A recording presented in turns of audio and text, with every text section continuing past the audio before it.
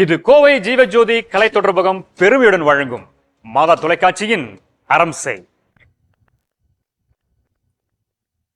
நேயர்களே, மீண்டும் இந்த நிகழ்ச்சியில் உங்களை சந்திக்கிறதுல ரொம்ப மகிழ்ச்சி. சிங்கிள் பேரண்டிங் அப்படின்ற தலைப்பில் நம்ம போன வாரம் ஒரு நிகழ்ச்சி ஆரம்பித்தோம். அதனுடைய தொடர்ச்சியாக இந்த வாரமும் நம்ம நிகழ்ச்சியை தொடர்ந்து செயலில் இருக்கிறது. நிறைய பேசணும். போன வாரம் ரொம்ப அற்புதமாக இருந்தது, நெகிழ்வாக இருந்தது. சென்ற வாரம் நாம் என்னென்ன பேசணும் அப்படின்றத ஒரு சின்ன ரீகேப் பார்த்துடலாமா? உங்களுடைய இந்த நிலையில எப்ப இருந்து எதனால? அவர் ஆக்சுவலி வந்துட்டு ட்ரிங்க்ஸ் அடிக்ட். அவர் ஹஸ்பண்ட் இறந்து 3 years ஆச்சு ஹார்ட் அட்டாக்னால. எங்க வீட்டுக்கார் வந்து கேன்சர் பேஷண்ட், உடம்பு சரியில்லை, வீஷிங் ப்ராப்ளம்னால இறந்துட்டாரு. 9 months ஆகும். என்ன ஸ்ட்ரகிள் நீங்க ஃபேஸ் பண்றீங்க? மத்தவங்க மாதிரி ஒரு ப்ராப்பர் லைஃப் இல்ல. அது வந்துட்டு கடைசி வரைக்குமே எனக்கு கிடைக்கல. இப்ப அவர் இறந்ததுக்கு அப்புறம் எனக்கு வாழ இஷ்டம் இல்லதான் நிஜமாலுமே. Welcome back. ஒரு நல்ல ரீகேப்ல என்னென்ன பார்த்தோன்றதை நம்ம திருப்பி நினைவுபடுத்திட்டோம். தொடர்ந்து நாம பேச போறோம் அறம் செய் நிகழ்ச்சியில சிங்கிள் பேரண்டிங் பேசலாம். வீட்டில் இருக்கிறனால குழந்தைங்கள தான் பார்த்துக்கிறேன். அவங்கள தான் இனிமேல் நான் நல்லா படிக்க வச்சு நல்லா பார்த்துக்கணும். அதனால் அவங்க என்ன கேட்டாலும் அவர் இல்லைங்கிறது தெரியக்கூடாது. அதனால அவங்க என்ன கேட்டாலும் எல்லாம் முடிஞ்ச அளவுக்கு என்னால் நான் செஞ்சுட்டு. உங்களுக்கு பென்ஷன் வந்துடுது, நீங்கள் ஆல்ரெடி நீங்கள் ஹவுஸ் ஒய்ஃபாக இருக்கிறதுனால பிரச்சனைலாம் ஓடிட்டு இருக்கு. ஸோ ஓகே, நீங்கள் எந்த அளவுக்கு நீங்கள்? சார், மிஸ்ஸிங்னு சொல்லவே முடியாது. There is no gap between me and my daughter. So always I am ensuring. எனக்கு வந்து அவள் ஸ்கூலுக்கு போகிறா, படிக்கிறா, extra curriculars. She is very very talented. She is a very good classical dancer. அப்புறம் கர்நாடிக் மியூசிக் கற்றுட்ருக்கா, handwriting class. She is very busy first of all. So missing அதை விட எனக்கு ஒரு பொண்ணுக்கு நான் ஒரு பெரிய கிஃப்ட்டை கொடுத்துருக்கேன். என்னோடய ப்ரெசன்ஸ் மிஸ் பண்ணால் கூட அதை ஓவர் கம் பண்ணி வர அளவுக்கு, விச் இஸ் என்னோடய பேரண்ட்ஸ். கிராண்ட் பேரண்ட்ஸ் கூட வந்து ஒரு குழந்தைங்க வளர்றது கிட்டத்தட்ட ஒரு 2 அம்மா சேர்ந்து என் குழந்தைய பார்த்துக்கிட்ட மாதிரி. ஸோ ஹோல் டே என் அம்மா என் பொண்ணை நல்லாவே பார்த்துக்குவாங்க. ஸோ எனக்கு வந்து அந்த தாட்டே வராது. இப்போ வேறு யாராவது தேர்ட் பர்சன் பார்க்குறாங்கன்னா குழந்தை சாப்பிட்ருப்பாளா, பண்ணியிருப்பாளா அப்படிங்கிற ஒரு ஃபியர் இருக்கும். இப்போ என் அம்மா என்ன எப்படி பார்த்துட்டாங்கங்கிறது எனக்கு நல்லாவே தெரியும். இல்லை, ஸோ கேள்வி வந்து 1000 இருந்தாலும் உங்கள் பொண்ணுக்கு உங்கள் அம்மா ஆகிட முடியாது. கரெக்ட். அந்த அம்மா ரோல் வேணால் எடுத்துக்கலாமா ஒழிய அம்மா அப்படின்ற அந்த அப்போ நான் என்ன கேட்குறேன்னா, ஏதோ ஒரு இடத்துல நீங்கள் ஃபீல் பண்ணியிருக்கலாம்ல, இருந்திருக்கும் எங்கேயோ ஒரு இடத்துல ஆமாடா அப்படின்னு. இப்போ சமீப காலத்தில் இல்லை, பட் நான் குழந்தைய ஒரு 8 months இருக்கும்போது வேலைக்கு விட்டுட்டு போயிடுவேன் அம்மாட்ட. ஸோ அப்போ என்னால் வந்து எனக்கு வந்து கொஞ்சம் மதர் ஃபீடு ரொம்ப நாள் பண்ணணும் அப்படிங்கிறதுல ஒரு நம்பிக்கை. பட் எனக்கு ஒர்க் ரிலேட்டடாக இருக்கும்போது என்னால் ஃபீடிங் பண்ண முடியாது. ஸோ ஹோல் டே வந்து மில்க் செக்ரேஷன் ஆகி அது ஒரு மாதிரி கட்டி மாதிரி ஆகிடும். அப்புறம் எண்ட் ஆஃப் த டே வந்து தான் குழந்தைய வந்து 8 monthsங்கிறப்ப ரொம்ப என்கிட்ட அந்த மதர் ஃபீடிங்கில் ரொம்ப இதாக இருந்தா.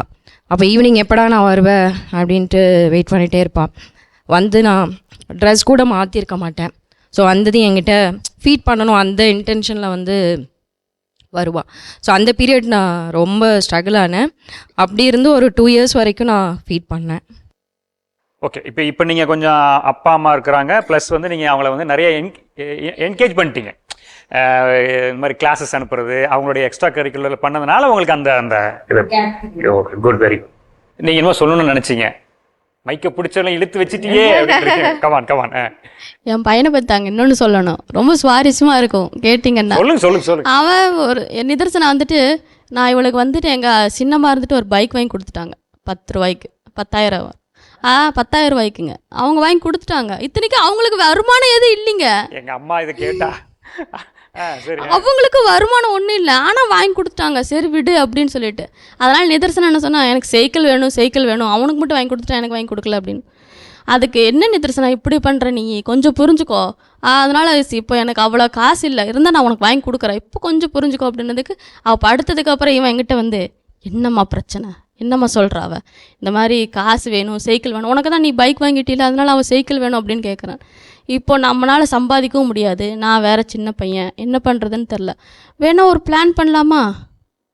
யாருக்கிட்ட நிறைய காசு இருக்குது, இந்த பில்டிங் நாம் இருக்கிறோம்ல, குடியிருக்கிறோம்ல, அவங்கக்கிட்ட கண்டிப்பாக காசு இருக்கும். அதனால் நீ என்ன பண்ணு, நீ பிளானை மட்டும் போடு, நீ என் கூட வராத. ஏன்னா உன்னை பிடிச்சா அது கொஞ்சம் இதாகும். நான் சின்ன பையன் தானே, அட்ஜஸ்ட் பண்ணிக்கிறேன். அதனால் நீ என்ன பண்ணு, பிளான் மட்டும் போடு. இது நிதர்சனா கூட தெரியக்கூடாதுமா, எனக்கு உனக்கு மட்டும் தான் தெரியும். அதாங்க அந்த பிளானு. திருடுறதுங்களா? அதுவும் ஜாஸ்தி இல்லைங்களாமா, சைக்கிளுக்கு அளவா மட்டும் திருடிடுவோம். சப்போஸ் நான் பிடிபட்டுட்டேன்னா நான் சொல்லிடுறேன், அங்கே பாருங்க நான் சின்ன பையன், அதனால் எங்கள் அம்மா வந்து காசை இது பண்ண முடியல, நாங்கள் திருப்பி கொடுத்துட்றோம். எவ்வளோ காசு எடுக்கிறோமோ அவ்வளோ காசு நாங்கள் சம்பாதிக்கிறப்ப திருப்பி கொடுத்துறோம். அப்படி அவங்க கண்டுபிடிக்கலன்னா அந்த காசை நம்ம வச்சு சைக்கிள் வாங்கிடுவோம்மா அப்படின்னு சொல்கிறோம். அதுக்கு நீங்கள் என்ன சொன்னீங்க? அப்படியெல்லாம் பண்ணக்கூடாதுடா, எப்போ எது பண்ணாலும் அதுக்கு பேர் திருட்டு தான், நாம் சம்பாதிச்சு தான் இது பண்ணணும். ஏன் இப்படி நினைக்கிறேன்? இப்போ அவள் அழுகிறா, நீ எப்படி சமாதானப்படுத்துவ அவளை? நாம் இப்போது யார்கிட்டயாச்சும் காசு வாங்கினா நம்மளுக்கு ஒரு அவமானமாக இருக்கும், திருடிட்டானா தெரியாதுல்ல அப்படின்னு சொல்லி. அதான் 4 years 4 வயசு குழந்தைக்கு காக்னிஷன் அப்படின்னு சொல்கிறோம். அவன் அண்டர்ஸ்டாண்டிங் என்னன்னா அப்போதைக்கு எனக்கு அந்த ப்ராப்ளமை சால்வ் பண்ணணும். குழந்தைங்க பொறுத்த அளவுக்கு it is at that point of time, எனக்கு இப்போ இது வேணும், எனக்கு அதை முடிக்கணும். ஸோ அவங்களோட பாயிண்ட் ஆஃப் வியூ, எங்கள் அக்கா அழக்கூடாது, எல்லாம் ஹாப்பியாக இருக்கணும், நான் தான் பையன், ஐ எம் த மேல் ஆஃப் த ஃபேமிலி, நம்மளோட சொசைட்டி பாயிண்ட் ஆஃப் வியூ. அதனால் நான் எல்லாத்தையும் ஆப்ஷன் என்ன, இதுதான் ஆப்ஷன். ஸோ அவனோட மைண்ட் செட், அவனோட ஏஜுக்கு அவன் ஒரு பிளானோட வெளியே வந்திருக்கான். ஸோ அவன் எவ்வளோ அந்த ஒரு ஃபேமிலியை ஒரு ஹாப்பியாக வைக்கணும் அப்படிங்கிற ஒரு இன்ட்ரெஸ்டில் இருக்கான்னு பாருங்க, அவ்வளோ தூரம் ஒரு பிளானை யோசிக்கிறான் அப்படின்னு சொல்லி. உங்கள்கிட்ட தான் டாக்டர் வரணும் பேசுனதுனால. Okay, being with that child, அவங்களோட குழந்தைங்களோட இருக்கணுன்ற அந்த இடத்துல தான் அவங்களுக்கு வந்து சிக்கலாக இருக்குது. மற்றபடி அவங்களும் ஓடுறாங்க வாழ்க்கையில். வந்து ஏன் அவங்களால இருக்க முடியலன்னா நிறைய அவங்களுக்கு வந்து நமக்கு இன்கம் ஜெனரேட் பண்ணி ஆகணும். சோர்ஸ் ஆஃப் இன்கம் கண்டிப்பாக நமக்கு தேவை வாழ்கிறதுக்கு. எல்லாருமே ஏதோ ஒரு இடத்துல பாதுகாப்பாக இருக்க முடியல. ஏன்னா ஒரு மாதிரி இன்கம் சோர்ஸில் இருந்தவங்க திடீர்னு இல்லை நான் முன்னாடியே நானே இருந்தேன், நான் இன்னும் ஓடணும், இன்னும் நான் என் குழந்தை நல்லா பழைய நிலையை விட இப்போ நல்லா கொண்டு வந்துடணுன்ற நல்லா ஓடிட்டுருக்காங்க. இப்போ இவங்களுக்குள்ள ஒரு அந்த எண்ணம் இருக்குல்ல, நான் மிஸ் பண்ணிட்டுருக்கேன், அவங்க நான் அவ்வளோ நேரம் பேசினேன், இப்போ இல்லைங்களே அதெல்லாம் தாண்டிட்டேன், ஆனாலும் உள்ளுக்குள்ளே அந்த ஒரு காரணம் இருந்திருக்கு, நான் நல்லா ஃபீட் பண்ணியிருந்துருக்கலாமே, இது இப்போ அவங்களுக்கு இது இல்லை, இன்னும் கொஞ்ச நாள் போனோடனே இன்னும் அந்த மனசில் இருந்திருக்கலாமே அப்படின்றது. இவங்களுடைய அந்த உளவியல் சார்ந்த அந்த சைக்காலஜிக்கல் ஆஸ்பெக்டில் நீங்கள் என்ன எப்படி பார்க்குறீங்க? இதில் எப்படி ஓவர் கம் வர முடியும் இவங்களுக்கும் இல்லை நார்மலாகவே? ஃபர்ஸ்ட் அண்ட் ஃபார்மோஸ்ட் இவங்க எல்லாருமே சிங்கிள் பேரண்ட்ஸுங்கிறது கண்டிப்பாக யூஆர் பேயிங் டியூவல் ரோல் இல்லைங்களா? 2 பேரோட ரோல்ஸை நீங்கள் as much as possible. 2வது முக்கியமான பாயிண்ட்டுங்கிறது ஃபைனான்ஷியல் ரீசன். ஏன்னா இப்போ இருக்கிற நம்மளோட சொசைட்டியில் ஃபைனான்சஸ் நம்ம தான் ஹேண்டில் பண்ண முடியும் குழந்தைக்கு எல்லா விஷயத்துலையும். ஸோ ஃபைனான்சஸ்ங்கிறது ப்ரையாரிட்டைஸ் ஆயிடுது, ஃபர்ஸ்ட் வந்துடுது. செகண்ட் தான் நமக்கு டைம் அப்படிங்கிற ஒரு ஃபேக்டரே நமக்கு வருது. டைம் அப்படிங்கும் போது குழந்தைங்களோட நீங்கள் 2 மணி நேரம் 4 மணி நேரம் 6 மணி நேரம் நீங்கள் டைம் ஸ்பெண்ட் பண்ணுறதுங்கிறது if you get that opportunity well and good, நல்ல விஷயம்தான். இருந்தாலும் ஒரு நாளைக்கு ஒரு குழந்தையோட ஒரு 20 நிமிஷம் நீங்கள் டைம் ஸ்பெண்ட் பண்ணால் கூட போதும். நீங்கள் ரொம்ப நேரம் டைம் ஸ்பெண்ட் பண்ணணும், அதுக்காக நான் வெளியே கூட்டிகிட்டு போகணும், அதுக்காக நான் அது பண்ணணும்னு தேவையில்லை. ஒரு 20 நிமிஷம் மேபி சாப்பிட்ற டைமில் உட்காந்து குழந்தை சாப்பிட்டுட்டு இருக்கும்போது நிறைய டைம் என்ன பண்ணுவோம், டிவிக்கு முன்னாடி உட்காந்து சாப்பிடுவோம். அது தேவையில்லை. அதுக்கு பதிலாக டைனிங் டேபிளில் வேறு எதுவும் வீடியோ இல்லாமல் குழந்தை பக்கத்தில் நீங்கள் உட்காந்து நீங்கள் அந்த டைமில் ஏதாவது பேசிகிட்டே இருந்து நீங்கள் டைம் ஸ்பெண்ட் பண்ணலாம். இல்லைனா குளிக்கிற டைமில், இல்லைனா ட்ரெஸ் சேஞ்ச் பண்ணுற டைமில், இது எல்லாமே 15 minutes 20 minutesல ஸ்பெண்ட் பண்ணுற டைம். ரொம்ப டைம் எல்லாம் நமக்கு தேவையில்லை. அதுவும் ஸ்பெஷலி உங்களுக்கு ஒர்க் இருக்கிறனால இந்த டைம் கண்டிப்பாக உங்களால் ஸ்பெண்ட் பண்ண முடியும். ஸோ மேபி ஒரு 20 நிமிஷம் காலைல 20 நிமிஷம் சாயந்தரம், that is more then enough. குழந்தைக்கு என்னன்னா இந்த என்ன ஒரு 4 சென்டென்ஸோ 5 சென்டென்ஸ், அம்மா இப்படி ஆச்சு, அம்மா அதை ஆச்சு, மேபி சில விஷயம் அவங்க சொல்றதுக்கு புரியலையோ, அப்போ உங்களுக்கே புரிஞ்சிடும் குழந்தை ஏதோ கண்ணு சரியில்லை, அன்கம்ஃபர்டபுளாக இருக்கா, குழந்தை ஹாப்பியாக இல்லை, நீ என்னடா கண்ணா நடந்துச்சு. அதுக்கப்புறம் you can always take it. அப்போ நீங்கள் என்ன பண்ணலாம், அந்த ஒரு பர்டிகுலர் டே மேபி கொஞ்சம் சீக்கிரமாக ஒர்க்லேருந்து வந்து ஒரு எக்ஸ்ட்ரா டைம் ஸ்பெண்ட் பண்ணிக்கலாம். So time spending is not the quantity, it is quality child பொறுத்த அளவுக்கு. 2வது பொறுத்த அளவுக்கு நீங்கள் குழந்தை பொறுத்த அளவுக்கு நிறைய டைம் சின்ன குழந்தை எஸ்பெஷலி ஸ்மாலர் சில்ட்ரன் நான் சொல்கிறேன், அவங்களோட மனசில் என்ன இருக்குது அவங்க கண்டினியூஸாக சொல்லிகிட்டே இருப்பாங்க. அவங்க சொன்ன மாதிரி லைக் யூனோ அவனோட ரெஸ்பான்சிபிலிட்டி எடுத்துக்கிட்டான், நான் தான் அப்பா, நான் தான் ஹேண்டில் பண்ண போகிறேன் அப்படிங்கிற ஒரு ரெஸ்பான்சிபிலிட்டி அவன் எடுத்துக்கிட்டான். ஸோ அந்த மாதிரி அவங்க ஏஜ் தவிர்த்து அவங்க சொல்லுவாங்க. சம்டைம்ஸ் இர்ரேஷனலாக இருக்கும் நமக்கும். ஆனா என்னன்னா we can just அப்படியா நீ என்ன சொல்ற, ஏதாவது ரொம்ப தப்பா அவங்க சொல்ற மாதிரி நம்ம போய் திருடலாம், அந்த மாதிரி இருக்கிறது எல்லாமே ஒரு மாதிரி அவுட் ஆஃப் கான்டெக்ட். அந்த மாதிரி விஷயத்துல நீங்க போய் கண்டிப்பா நீங்க சொன்ன மாதிரி இது தப்பு, நம்ம இதை பண்ண முடியாது, இது எல்லாமே இது ரைட் இல்ல, வேற ஏதாவது ட்ரை பண்ணலாமா, என்ன ட்ரை பண்ணலாம், சரி நான் ஒரு டெய்லி 100 ரூபாய் நான் எடுத்து வைக்கிறேன், நம்ம ஒரு பாக்ஸ் வைக்கலாம், அதுல நம்ம காசை நம்ம சேர்த்து வைக்கலாம், இல்லைன்னா சம்திங் ஏதாவது அந்த மாதிரி நம்ம வேற ஏதாவது ஒரு டெக்னிக் அவனுக்கே சொல்லி கொடுத்து நம்ம ட்ரை பண்ணோம். அடுத்த வாட்டி இந்த மாதிரி ஒரு இஷ்யூ வரும்போது நாம அதை பற்றி யோசிப்போம். ஸோ அது அப்படிதான் நம்ம டைவர்ட் பண்ணி இது பண்ணக்கூடாதுன்னு நம்ம சொன்னாலும் அதுக்கு பதிலாக என்ன பண்ணலாம் அப்படி நீங்க ஒரு ஆப்ஷன் கொடுக்கணும். அப்ப அடுத்த வாட்டி இந்த மாதிரி ஒரு கண்டிப்பா ஒரு இஷ்யூ வரும், அப்ப அவன் இந்த மாதிரி யோசிப்பான். ஸோ சின்ன பசங்களுக்கு you have to give a option. வேற ஆப்ஷன் என்ன, நல்ல ஆப்ஷன் என்ன நீங்க அவங்க கிட்ட சொல்லி கொடுத்து நம்ம எல்லாம் as a ஃபேமிலி நம்ம ட்ரை பண்ணலாம். ரெண்டாவது எல்லா 3 பேர் உட்கார்ந்து பேசலாம். இப்போ உங்க பொண்ணுகிட்ட நீங்க சொல்ல இந்த மாதிரி சைக்கிள் புரியுதா, காசு இல்லை, என் மாசத்துக்கு இவ்வளவுதான் எனக்கு சம்பளம் வருது, இவ்வளவுதான் எனக்கு செல்ல வருது, நான் இவ்வளோ சேர்த்துறேன், இதெல்லாம் நம்ம இந்த பாக்ஸ்ல போட்டு ஒரு 3 மாசத்துல நான் உனக்கு வாங்கி தரேன் ஆர் வாட் எவர். அப்ப நீங்க ஒன்னா பேசும்போது இன்னும் கொஞ்சம் பெட்டரா ஒரு ஃபீலிங் இருக்கும். ஃபைனான்ஷியலி கண்டிப்பா ஒரு சிங்கிள் பேரண்டா இருக்கும் போது குழந்தைங்களுக்கு கண்டிப்பா அது தெரியணும், எவ்வளவு உள்ள வருது எவ்வளவு வெளியே போறது. நம்மளோட பெட்டர் நம்ம குழந்தைங்க நம்ம பாத்துக்கணும்னு ஒரு ஹாப்பினஸ் தான் இல்லைன்னு சொல்லல, அதுக்கு நீங்க எவ்வளவு கஷ்டப்படுறீங்கன்னு குழந்தைக்கு தெரிஞ்சாகணும். தெரியாம தயவு செய்து கொடுக்காதீங்க. ஏன்னா ஒரு 2 பேரண்ட்ஸ் இருக்கும் போதே கஷ்டம் தான், சிங்கிள் பேரண்ட் இருக்கும் போது it is lot of time, energy and self time. அதனால அது கண்டிப்பா உங்களோட குழந்தைக்கு 1st ஸ்டாண்டர்ட் குழந்தைக்கும் சரி 8th ஸ்டாண்டர்ட் குழந்தைக்கும் சரி அந்தந்த வயசுக்கு தகுந்த மாதிரி நீங்க சொல்லணும்.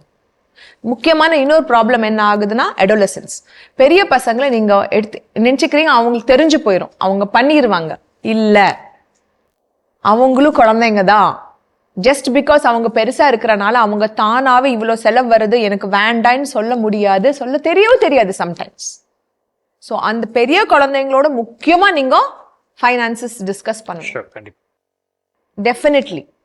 அப்புறம் அவங்கள நீங்க செக்டர் பிசினஸோ ஏதாவது பிசினஸ் வச்சிருந்தீங்கன்னா அவங்கள அதுக்குள்ள இன்வால்வ் பண்ணுங்க. ஒரு 1 hour அவங்க அதுக்குள்ள பண்ணாங்கன்னா அவங்க நிறைய டாக்டிக்ஸ் கண்டுபிடிப்பாங்க, அது உங்களுக்கும் ஹெல்ப்ஃபுல்லா இருக்கும். உங்களோட பாயிண்ட் ஆஃப் வியூல இருந்து நீங்க 8 monthsல இருந்து யூ ஆர் ஒர்க்கிங் ஃப்ரம் உங்களோட சைல்டு 8 monthsல இருந்து நீங்க ஒர்க் பண்ணிட்டே இருந்திருக்கீங்க, எனக்கு அந்த குழந்தையோட டைம் ஸ்பெண்ட் பண்ணணும். ரெண்டாவது எனக்கு physical work, I am tired. கண்டிப்பா நீங்க உங்களை பாத்துக்கலன்னா நீங்க உங்களோட குழந்தைங்களை பாத்துக்க முடியாது. அது ஃபர்ஸ்ட் ஸ்டெப்.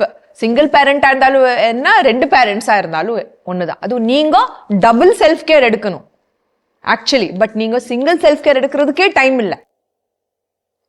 பட் நீங்க எவ்வளவு உங்களை பாத்துக்கிறீங்க. ஸோ நீங்க என்ன பண்ணா நீங்க ஸ்லாட் போடுங்க உங்களோட வாரத்துல இந்த வீக். ஃபார் எக்ஸாம்பிள் சாட்டர்டே ஒரு சண்டே நான் ஃப்ரீயா இருக்கேன்னா இந்த ஒரு 1 hour உனக்கு, பெரிய பாப்பாக்கு இந்த 1 hour உனக்கு.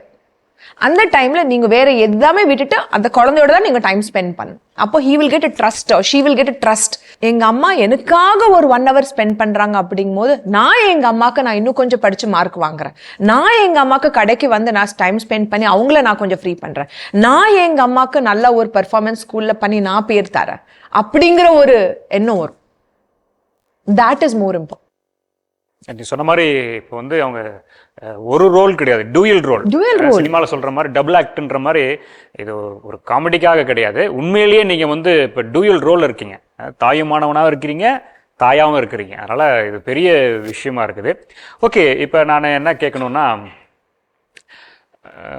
இந்த சொசைட்டி ஆஃப்டர் ஒரு சிங்கிள் பேரண்டாக ஆனதுக்கு அப்புறம் அதிலிருந்து ஏதாவது ப்ரெஷரை வந்து நீங்கள் ஃபீல் பண்ணிக்கலாம் சொசைட்டினால. சில இடங்களில் உங்களை சப்போர்ட் பண்ணியிருக்கலாம், சில இடங்களில் சில விஷயங்களில் உங்களை பேசியிருக்கலாம். இது மாதிரி ஏதாவது நீங்கள் அது மாதிரி எதாவது அனுபவிச்சிருக்கீங்களா? எப்படி ஓவர் கம் பண்ணீங்க அதை? இந்த சொசைட்டி இருக்கு இல்லைங்களா, இப்போ கணவன் இறந்துட்டா வச்சுக்கோங்க, விழுந்து விழுந்து அழுகணும், நல்லா அழுகணுமா? நீங்க நான் அழுகணும் இந்த சொசைட்டிக்காக. ஓ ரைட் ரைட் ரைட். நான் எவ்வளவு கடந்து வந்து சரியான பொண்ணு இல்லைன்னா நான் சரியான பொண்ணே கிடையாது. ஒரு துளி கண்ணீர் கூட வரல. பாருங்க, உங்க வீட்டுக்காரர் இறந்துட்டா இவ சக்குமுன்னு உட்காந்துட்டு இருக்கிறா, ஒரு ஃபீலே இல்லை. கேட்ட கேள்விக்கு பதில் சொல்றா, அது அங்க எடுத்து வை, இது இங்க எடுத்து வை, என்ன வேணும் காசா பாரு, அவங்க கிட்ட கொடுத்துருக்குறா வாங்கிக்கிங்க அப்படின்னால பேசக்கூடாது. பேச முடியாமல் ஒரு மயக்க நிலையில் இருக்கணும். ஐயோ என்னால் எதுவுமே முடியல அப்படிங்கிற மாதிரி தான் இருக்கணுமே தவிர சரிங்க இதை நான் சமாளிக்கிறேன். இன்னும் இப்போ அவர் இல்லை. ஆனால் இதுக்கு முன்னாடி 1 வருஷமாக அவர் ஒரு கேன்சர் பேஷண்ட்டுங்க. ஆஸ்பத்திரிக்கும் வீட்டுக்கும் ஆஸ்பத்திரிக்கும் நான் குழந்தைகளை பார்த்ததே இல்லை. எங்கள் அம்மாட்ட விட்டுட்டு நான் போயிட்டேன். அப்பெல்லாம் யாரும் வரல. அப்போல்லாம் யாருமே வரல. இறந்ததுக்கப்புறம் நிறைய கேள்வி கேட்பாங்க, எங்களையே கேள்வி கேட்பாங்க, நிறைய கேள்வி கேட்பாங்க. என்ன பண்ணுற, ஏது பண்ணுற, அப்புறம் எங்கள் ஒழுக்கத்தை வேறு விசாரிப்பாங்க. நீ என்ன அவ்வளோ ஒழுக்கமா அப்படின்னு. நான் ஒழுக்கமே இல்லை அம்பேன். நான் ஏன் உனக்கு ப்ரூவ் பண்ணணும்? நான் என்ன யாருக்கு ப்ரூவ் பண்ணணும்? என் குழந்தைங்களுக்கு தான் பண்ணணும், என் பையனுக்கு தான் நான் பண்ணணும். இவங்களுக்கெல்லாம் பண்ணணுங்களா? தேவையே இல்லை. அது மாதிரி நிறைய டார்ச்சர் கொடுப்பாங்க. வேலைக்கு போகிற இடத்துல கூட நீ என்ன உன்னோட ஃபைனான்ஸில் என்ன பண்ணிகிட்ருக்கிற, இதெல்லாம் உன்னால் மேனேஜ் பண்ண முடியுமா? ஏன் உங்கள் 2 குழந்தைய அந்த ஸ்கூலில் சேர்த்து படிக்க வைக்கிற, அங்கே படிக்க வைக்காத, அதெல்லாம் நீங்கள் சொல்லக்கூடாது. நான் தான் முடிவு எடுக்கணும், நீங்கள் சொல்லவே கூடாது. எந்த முடிவானாலும் நான் தான் எடுக்கணும். ஏன்னா இப்போ நான் தானே பார்த்துக்கிட்டு இருக்கேன். அப்போ அந்த முடிவை நான் தானே எடுக்கணும். அது ஏன் நீங்கள் எடுக்கிறீங்க? அப்புறம் ஏதாச்சும் ஒன்று பண்ணணும்னு வச்சுக்கோங்க, இவளுக்கு இந்த பண்ணுறதுக்கு உண்டான தகுதியே இல்லை, ஆனால் தேவையில்லாமல் தகுதியாக அவளை ஏற்படுத்திக்கிறா அப்படின்னு சொல்லுவாங்க. ரொம்ப இதாக சொல்லணும், திமிரப்பாருன்னுவாங்க. அதுதாங்க நிஜம். இவளுக்கு முதல்லயே நிறைய திமிரு, இப்போ கேள்வி கேட்பாடே இல்லையா, இன்னும் நிறைய திமிரு அப்படின்னு சொல்லுவாங்க. வெளியே பார்த்தா எனக்கு வேலையில் நிறைய அனுபவம் இருக்குது. அதனால் நான் வந்துட்டு அதையெல்லாம் பெரிய விஷயமா எடுத்துக்கிறதுல. ஃபேமிலி சப்போர்ட் எனக்கு நிறையா இருக்குது. என்னுடைய ஃபேமிலி சப்போர்ட்டு நமக்கு ஃபினான்ஷியலாக உதவுறதில்ல, ஆனால் நம்ம தனியாக இருக்கிறப்போ அவங்க வந்து ஒரு நாங்கள் இருக்கோம் அப்படிங்கிறது வந்துட்டு அவங்க எனக்கு உறுதுணையாக இருக்காங்க. அதுவே பெரிய விஷயம். நம்ம இன்னும் மேலே போகிறதுக்கு வந்துட்டு அவங்க ஹெல்ப்ஃபுல்லாக இருக்கிறாங்க. வெளியே இருக்கிறவங்கள பற்றி நான் நினைக்கிறது இல்லை. அவ்வளோதான். அப்பா, சிம்பிள் கேள்வி. நினைச்சாதானே பிரச்சனை. நினைக்கிறதே இல்லை. ஏன்னா நான் சம்பாதிக்கிறேன், நான் என் குழந்தைங்கள பார்த்துக்கிறேன். எந்த சூழ்நிலையிலும் அவங்க வந்து எனக்கு ஹெல்ப் பண்ணுறதில்ல. அதனால் அவங்களையெல்லாம் நான் பெரிய விஷயமாவே நான் எடுத்துக்கிறதே இல்லை. ஈவன் க்ளோஸ் ரிலேஷன்ஸ் வந்து நம்மளோட ஹிஸ்ட்ரி எல்லாமே தெரியும். ஈவன் நேற்று நைட் எங்கள் வீட்டில் என்ன சமைச்சாங்கங்கிற வரைக்கும் தெரியும். பட் ஃப்ரெஷ்ஷாக வந்து டாபிக் ஆரம்பிப்பாங்க. அப்புறம் சாமி தம்பி வரலையா, எப்போ வரலன்னு சொன்னால் வரலைங்க அப்படின்னா அடுத்த கொஸ்டின், எப்போ மாதத்துக்கு ஒரு டைம் வருவாரா அப்படின்னு சொல்லி அந்த மாதிரி அப்ரோச் பண்ணுறது. ஸோ அதை நம்ம ஸ்மார்ட்டாக அவாய்ட் பண்ணிட்டு போயிடலாம். நேற்று தான் வந்தார் அப்படின்றேன் அந்த மாதிரி ஆட்கள் கிட்ட. ஆமாம், இப்போ தான் வெக்கேஷன் போயிட்டு வந்தோம், நேற்று தான் வந்துட்டு போனாங்க அப்படின்னு. மோஸ்ட்லி வந்து பர்சனல் விஷயங்களை வந்து நம்ம வெளியே ஷேர் பண்ணாமல் இருக்கிறது வெல் அண்ட் குட். இப்போ சடனாக இப்போ நம்ம எங்கேயோ ஒரு ட்ராவல் பண்ணிட்டு இருக்கோம்னு வச்சுக்கோங்களேன், குழந்தை கூட இருப்பா. நான் இன்னும் என் குழந்தைகிட்ட என்னோட பர்சனல் விஷயத்தை பற்றி சொல்ல, அதுக்கு உண்டான ஏஜ் அவளுக்கு வரல. வென் ஷி ரீச் 12+ அப்படிங்கிறப்போ சொல்லி புரிய வச்சுக்கலாம் அப்படின்னு சொல்லி நான் நினச்சிட்ருக்கேன். ஸோ குழந்தை இருக்க கூட ஆல்ரெடி பிரச்சனை தெரிஞ்சவங்க எப்படி ரியாக்ட் பண்ணுவாங்கன்னா, கேள்விப்பட்ட இப்படி ஆயிடுச்சா, எப்படி குழந்தைய வளர்த்துற, என்ன பிரச்சனை அப்படின்னு வந்து அக்கறையாக கேட்குறாங்களா என்னன்னு தெரியாது. ஆனால் என் குழந்தை என் கூட இருக்கும்போது அதை அன்வான்டாக நான் திங்க் பண்ணுறேன். குழந்தைய வச்சுட்டு கேட்குறேன், என் குழந்தைய வச்சுட்டு வந்து கேட்கும்போது எனக்கு அப்படியே ரையின்னு ஒன்று விட்டுலாமான்னு வரும். இன் ஜென்ரலி வந்து அந்த இன்சிடெண்ட்க்கு அப்புறம் நானே வந்து யாருக்கிட்டையுமே பர்சனல் லைஃப்பை பற்றி கேட்குறதில்ல. ஏன்னா தெரியாது நமக்கு அந்த ஆப்போசிட் சைடு என்ன இருக்கும், நம்ம தெரிஞ்சுக்கவும் வேண்டாம். If they want to say come and say, நம்ம கேட்டுக்கலாம். பட் நம்மளா போய் கேட்கக்கூடாது. ஈவன் இப்போது சொசைட்டி ஒரு குழந்தை இல்லைன்னா கூட வச்சுக்கோங்களேன், என்ன எவ்வளோ வருஷம் ஆச்சு குழந்தையே இல்லையா அப்படி கேட்பாங்க. இல்லை அது தெரியாது, அவங்க ட்ரீட்மெண்ட் போயிட்டுருப்பாங்க, வேறு ஏதாவது ஹெல்த் இஷ்யூஸ் இருக்கும், what ever it maybe. Suddenly வந்து என்ன கேட்பாங்கன்னா, ஏன் இவ்வளோ வருஷம் ஆச்சு குழந்தையே இல்லை, என்ன பிரச்சனை, இல்லை வீட்டில் எத்தனை குழந்தைங்க. அந்த கொஸ்டின் வந்து டோட்டலி தப்பு. வீட்டில் எத்தனை பேர் இருக்காங்கன்னு தான் கேட்கணும். என்றைக்குமே ஒரு கல்யாணம் ஆனவங்க கிட்ட வீட்டில் எத்தனை பேர் இருக்காங்க அப்படின்னு கேட்குறதான் வந்து it's a right. Personal life பற்றி தெரிஞ்சுக்க வேண்டாம். அவங்க பேர் என்ன, நம்ம டே டு டே லைஃப்பில் இன்ட்ராக்ட் பண்ணுறோமா, எந்த அளவுக்கு நமக்கு தெரியணுமோ அந்த அளவுக்கு அவங்கள பற்றி நமக்கு தெரிஞ்சா. எந்த சூழ்நிலையில் உங்கள் குழந்தைகள் வந்து உங்கள்கிட்ட வந்து அக்ரெசிவ் காட்டியிருக்காங்க? எந்த விஷயத்துக்கு? கோபத்தை? கேள்வி கொஞ்சம் வைஸ் வர்சாவா கேட்டா பெஸ்டா இருக்கும். புரியல. என்ன குழந்தை கோவப்பட மாட்டா, பெரியவங்க பேரண்ட்ஸ் வந்து கோவப்படலாம். இல்லை, என்னன்னு சொல்ல வரேன், எதுக்காக சொல்ல வரேன், இப்போ நான் வந்து ஒரு விஷயம் கேட்குறா, ஒரு பொருள் கேட்குறா, இல்லை எனக்கு இது வேணும்னு கேட்குறாங்க. அந்த சமயத்தில் உங்களுடைய ரியாக்ஷன், அதுக்கு அவங்களுடைய ரியாக்ஷன் என்னவா இருக்கும்? இப்படி வர்றேன், இப்போ ஒரு பொருள் கேட்டு நம்ம இல்லை இப்போ முடியாது அப்படின்னு சொன்னோம்னா அந்த டைமில் ரொம்ப கோவம் வரும் உங்களுக்கு. அந்த கோவத்தில் அவங்க என்ன எதாவது சொல்லுவாங்களா? ஏதாவது சொல்லுவாங்கன்னா, இன்னும் அப்பா இருந்தால் வாங்கி கொடுத்துருப்பாங்க, அப்பா இருந்தால் இந்த வார்த்தையே வந்திருக்காது அப்படின்ட்டுவாங்க. ஓகே, அப்போ அது மாதிரி நீங்களும் எக்ஸ்பீரியன்ஸ் ஆயிருக்கீங்களா? 2 பேர் இருக்கிறனால ரொம்ப ஒரு பொருளுக்கு ரொம்ப சண்டை போட்டு பிடிவாதம் பண்ணுவோம். யாராவது ஒருத்தர் எப்பயா ஒரு சமயம் கேளுன்னுவீங்களா? அந்த மாதிரி ஏதாவது எக்ஸ்பீரியன்ஸ் பண்ணியிருக்கீங்களா? இப்போ இவங்க 2 பேர் சொல்லியிருக்கிறாங்க. கேட்பாங்க சார், ஏதாவது வேணும் அப்படின்னா கேட்பாங்க. அப்போ நான் சொல்லுவேன், நான் ஒருத்தி தானே சம்பாதிக்கிறேன், அதனால் வந்துட்டு இப்போ என்னால் முடியாது, அமௌண்ட் இருக்கிறப்ப நான் வாங்கி தரேன் அப்படிங்கிற மாதிரி சொல்லுவேன். அப்போ கொஞ்சம் அடமெண்ட், சின்ன பொண்ணு தானே அழுகுவான். நான் இதுவே தான் திரும்ப திரும்ப சொல்லுவேன், நான் அமௌண்ட் இருக்கிறப்ப கண்டிப்பாக வாங்கி தருவேன் உனக்கு அப்படிங்கிற மாதிரி சொல்லி சமாதானப்படுத்துவேன். அப்போ நீங்கள் எவ்வளோ பாசத்தை கொடுத்தாலும், எவ்வளோ உங்களுடைய உடனிருப்பை கொடுத்தாலும், அவங்க ஏதோ ஒரு பாயிண்ட்ல வந்து டக்குன்னு வந்து இருந்தால் எனக்கு கிடச்சிருக்கும்ல அப்படின்வாங்க. சில சமயங்களில் வந்து இந்த முக்கியமாக பார்த்தீங்கன்னா இந்த ஆனுவல் டே, ஸ்கூல் ஆனுவல் டேயில் வந்து பார்த்தீங்கன்னா அங்கே தான் இந்த சிக்கல்லாம் வரும். அதில் இது மாதிரி எக்ஸ்பீரியன்ஸ் பண்ணியிருக்கீங்களா? ஸோ எங்கள் வீட்டில் வந்து பொண்ணு எதாவது கேட்குறாங்க அப்படின்னா, ஃபர்ஸ்ட் ஆஃப் ஆல் 2 விஷயம். அது உடனே நம்ம அட்ரஸ் பண்ண வேண்டிய விஷயமா, இல்லை வந்து லேட்டாக அட்ரஸ் பண்ணிக்கலாமாங்கிறது 2. ஸோ என்ன பண்ணுவோன்னா, அவளுக்கு நான் என்ன கொடுப்பேன்னா, இது ஓகே, இது உனக்கு வேணும், நான் பண்ணித்தரேன், அதுக்கு நீ இந்த டாஸ்க்கை வந்து கம்ப்ளீட் பண்ணணும். இந்த டாஸ்க் வந்து நீ கம்ப்ளீட் பண்ணினா இது கிடைக்கும். இல்லை ஒரு 100 டேஸ் ஒரு டெய்லி ஒரு ஸ்டார் மாதிரி போட்டுட்டு வருவோம். எவ்ரிடே உன்னோட ஹோம்ஒர்க் கரெக்டாக பண்ணி ஆன் டைம் எந்திரிச்சு பாட்டியை டென்ஷன் பண்ணாமல், ஸோ இந்த மாதிரில இருந்தால் she will get a star. So ஒரு 100 டேஸ் வந்துருச்சுன்னா அவளுக்கான ஒரு விஷயம் கேட்பா. லைக் ஒரு கோவை கொண்டாட்டம் போகிறதோ, ஒரு பிளாக் தண்டர் கூட்டிகிட்டு போகிறதோ, வாட் எவர் இட் இஸ், ஒரு சிண்ட்ரலா ட்ரெஸ் கேட்குறதோ, ஸோ அந்த டார்கெட் வந்து வைப்பா. ஸோ அது எவ்ரிடே வந்து நம்ம வந்து சொல்லிடுவோம், தங்கம் அவ்வளோதான், இன்னொரு 10 டேஸ் தான் இருக்குது, அது முடிச்சுட்டின்னா உனக்கு சிண்டலா பொம்மைலாம் அம்மா பார்த்து வச்சுட்டேன், வாங்கிடலாம் அப்படிங்கிறப்போ ஒரு ஈகராக வந்து இன்வால்வ் ஆவா. சம்டைம்ஸ் கொஞ்சம் லேகிங் இருக்கும், அப்போ நம்ம சப்போர்ட் பண்ணுவோம், அது முடிச்சா தானே அது கிடைக்கும் அப்படிங்கிறது.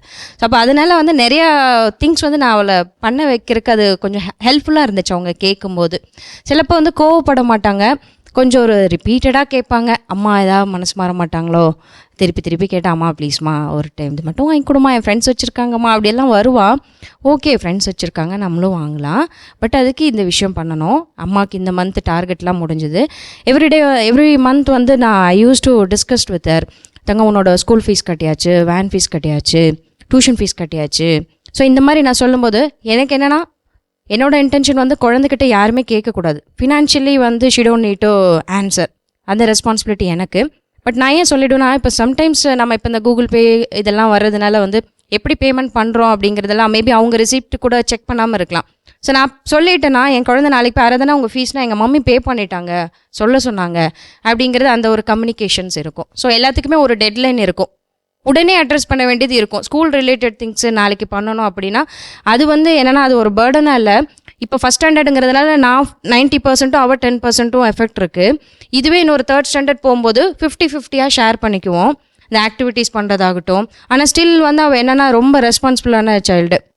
ஒரு ஸ்டிக்கர் ஒட்டினா கூட நான் போய் வாங்கிட்டு வந்து பண்ணால் கூட நைட் அதை ஒட்டி முடிக்கிற வரைக்கும் கூட இருந்து அவனால் என்ன முடியுமோ அந்த சப்போர்ட்லாம் பண்ணிட்டு இருப்பா. ஸோ இப்போ நீங்கள் வந்து கேட்டகரைஸ் பண்ணிடுறீங்க இல்லைங்களா? எஸ்.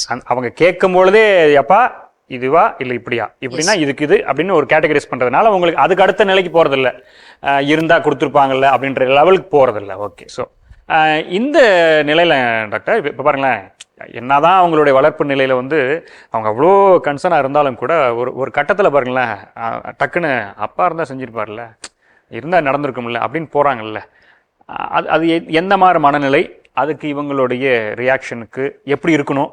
இவங்க ஒரு ஸ்ட்ராட்டஜி ஃபாலோ பண்ணிட்டுக்கிறாங்க, கேட்டகரைஸ் பண்ணிட்டு, அவளை நீ கேட்டினா இதுதான் உனக்கு டாஸ்க் ஓரியன்டட். இந்த புள்ள யோசிக்க அடுத்த முறை கேட்கலாமா, ஐயோ டாஸ்க் வச்சிருக்கேன் 100 days அப்படின்னு சொல்லிடுவாங்க அப்படின்னு சொல்லி. ஸோ பார்த்தீங்கன்னா நிறைய டைம் இவங்க எல்லாம் சொன்னது, அவங்க சொன்னது பார்த்தீங்கன்னா மேபி மேக்ஸிமம் 10 வயசுக்கு மேலே இருக்கிற கிட்ஸ் தான், 10 years and above. அந்த கிட்ஸுக்கு தான் என்ன ஆகும்னா இம்மீடியட் ஃப்ரஸ்ட்ரேஷன் ஒன்று. ரெண்டாவது ப்ளெஷர் ரிவார்டு. அவங்களுக்கு என்ன, அந்த 10 yearsக்கு மேலே அந்த பிரெயினோட இது என்னன்னா ப்ளெஷர், எனக்கு சந்தோஷம் வேணும், எனக்கு ஹாப்பினஸ் வேணும், எல்லாரும் என்ன பார்த்து நீ இப்படி அப்படின்னு சொல்லணும் அப்படின்னு ஒரு ப்ளெஷர் ரிவார்ட் சென்டர் வந்துடும். அதனால அவங்களுக்கு என்ன ஆகும்னா அவங்களுக்கு எல்லாமே ஒரு இமீடியட்டாக கிடைக்கணும். ரெண்டாவது அவங்க என்ன அது இமோஷனல் பிளாக்மெயில் மாதிரி யூஸ் பண்ணிக்கிறாங்க. அந்த ஒரு கோபம் வரும்போது சம்டைம்ஸ் வாயிலிருந்து என்ன வருதுன்னு தெரியாதுன்னு சொல்லுவாங்கல்ல, அதுல தான் வருமே தவிர கண்டிப்பா அவங்க அம்மா என்ன பண்றாங்கிறது அவங்களுக்கு கண்டிப்பா அது ஹார்ட்ல இருக்கும். பட் அந்த ஒரு ஸ்பிளிட் ஆஃப் செகண்ட்ல அந்த ஒரு சைல்டோட அப்பாவும் அம்மாவும் இருந்தனால கிடைச்சிருச்சு, எனக்கு ப்ராபப்ளி இது இல்லாதனால கிடைக்கல அப்படிங்கிற ஒரு ப்ராபப்ளி கான்செப்ட் அவங்க எடுத்துக்கிறாங்களே தவிர அதை ஃபுல்லா மீன் பண்ணி சொல்ல கண்டிப்பா இருந்திருக்க மாட்டாங்க. கண்டிப்பா டெஃபினட்டா. பட் அந்த லெவலுக்கு போறதுக்கு முன்னாடி தான் நம்ம டேக்கிள் பண்ணணும். எப்பவுமே ஒரு பிரச்சனை வரும்போது நம்ம இந்த பீக்ல போய் நின்னோம்னா இந்த மாதிரி வார்த்தைகள், தேவையான வார்த்தைகள் வெளியே வரும். இருந்தா பண்ணியிருக்கலாமோ, நீ உன்னால பண்ண முடியாது, நீ waste, or whatever it is. So நார்மலா பார்த்தீங்கன்னா நம்ம என்ன பண்ணலாம்னா ஒரு டேயோட பிகினிங், ஒரு டேயோட மார்னிங்ல கண்டிப்பா நீங்க என்னெல்லாம் இந்த டேல நடக்க போகுது, என்ன மாதிரி விஷயம் இருக்குதுங்க ஒரு ஜஸ்ட் கண்டிப்பா குழந்தைங்க கிட்ட நீங்க சொல்லணும். ரெண்டாவது தூங்குறதுக்கு முன்னாடியும் குழந்தைகிட்ட நாளைக்கு எனக்கு இந்த வாலிபால் டீம் இருக்கோ எதோ இருக்கோ எல்லாமே கொஞ்சம் காமா இருக்கும் போது பேசணும். நீங்க சாயந்தரம் ஒரு 6:30 மணி 8 மணிக்கு வேலையில இருந்து டயர்டா வரும்போது அப்போ அவங்க இந்த மாதிரி டக்குன்னு ஏதாவது சொல்லும் போது நமக்கு ஒரு கோவமோ ஒரு இரிட்டேஷன் வரும்போது, இல்ல அதெல்லாம் நான் பண்ண மாட்டேன், நீ இப்படிதான் சொல்வேன், நீ அப்பா இருந்தா பண்ணுவாங்க அப்படின்னு டக்குன்னு அவங்க வாயிலிருந்து வந்துடும். என்ன டைம்ல பேசுறாங்களோ, என்ன டைம்ல அவங்க கேட்கறாங்களோ, என்ன டைம்ல நீங்க பேசுறீங்களோங்கிறது மேட்டர்ஸ். கரெக்ட்? ஸோ அதை நீங்கள் ப்ரீ பிளான் பண்ணீங்கன்னா ஃபைனான்ஷியலி கொஞ்சம் பெட்டர். ஏன்னா ஃபைனான்ஷியல் ரீசனுக்காக தான் இந்த வார்த்தை வரும், வேற எதுக்கும் வராது. அன்பு நேயர்களே, கடந்த 2 வாரங்களாக சிங்கிள் பேரண்டிங், தாய் அல்லது ஒரு தந்தை மட்டுமே வளர்க்கக்கூடிய குழந்தைகளை பற்றி பார்த்துட்டு இருந்தோம். ரொம்ப நெகிழ்ச்சியாக உணர்வு பூர்வமாக நிறைய விஷயங்களில் இங்கே இருக்கிற தாய்மார்கள் இவ்வளோ அழகாக தங்களுடைய கருத்துக்களை பதிவு செய்தாங்க. அதற்கு சரியானபடியான விளக்கத்தையும் அவர்களுக்கு ஆலோசனைகளும் தொடர்ந்து நம்முடைய டாக்டர் கொடுத்துட்டே இருந்தாங்க. அவங்க முகத்தில் ஒரு மகிழ்ச்சி தெரியுது, நல்லா போயிட்டுருக்குப்பா அப்படின்னு. எங்களுக்கு ரொம்ப மகிழ்ச்சி தான். பெற்றோர்களாக இருந்து டூயல் ரோல், ஒரு தாயும் தந்தையுமாக இருந்து அவங்களுடைய வளர்ப்பு நிலையை எவ்வளோ ஒரு பாசிட்டிவாக கொண்டு போயிட்டுருக்காங்க. அவர் எதிர்கொள்கிற அந்த அந்த அந்த பிரச்சனைகளை பற்றியும் அவர்கள் வெளிப்படையாக பேசினாங்க. அடுத்த வாரம் என்ன செய்யலாம், தொடர்ந்து இவங்களை வச்சு பேசலாமா அப்படின்னா இல்லை, இவர்களுடைய குழந்தைகளை தான் நம்ம பார்த்து பேச போகிறோம். அந்த குழந்தைகள் என்ன மனநிலையில் இருக்கிறாங்க, அவர்கள் எப்படிப்பட்ட ஒரு எதிர்நோக்கோடு இருக்கிறாங்க, அவர்கள் எதையெல்லாம் எதிர்பார்த்திருக்கிறாங்க அப்படின்றத பற்றி அடுத்த வாரம் நம்ம பார்க்க போகிறோம். இது கோவை ஜீவஜோதி கலை தொடர்பகம் பெருமையுடன் வழங்கும் மாதா தொலைக்காட்சியின் அறம் செக். மீண்டும் அடுத்த வாரம் சந்திப்போம். நன்றி, வணக்கம்.